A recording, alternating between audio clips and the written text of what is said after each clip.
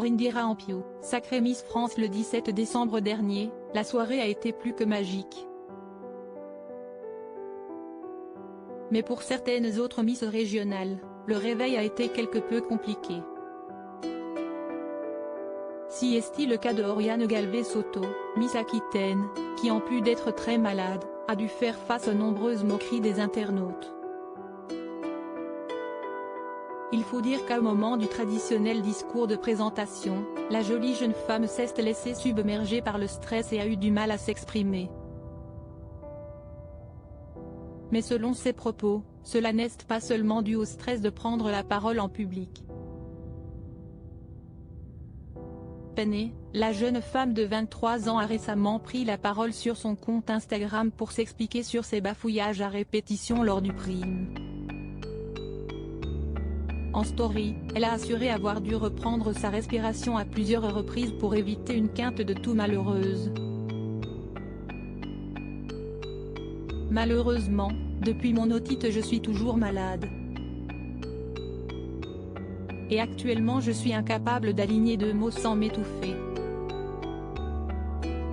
Si est pourquoi je me suis arrêtée plusieurs fois pendant mon discours.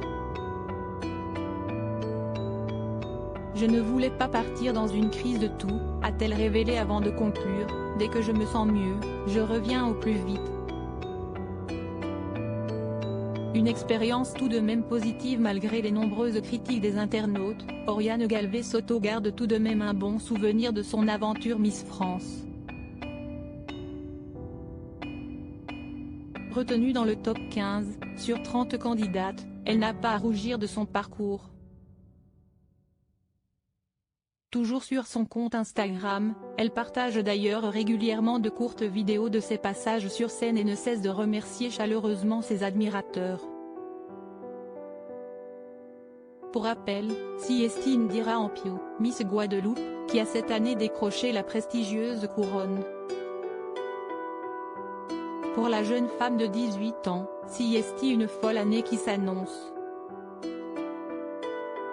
Entre shooting photo et interview, la jeune reine de beauté a été immédiatement plongée dans le grand bain. Un chamboulement qui peut parfois être très effrayant surtout pour une reine de beauté aussi jeune. Heureusement, la nouvelle Miss France pourra compter sur toutes les anciennes élues, qui sont déjà nombreuses à lui proposer leur soutien.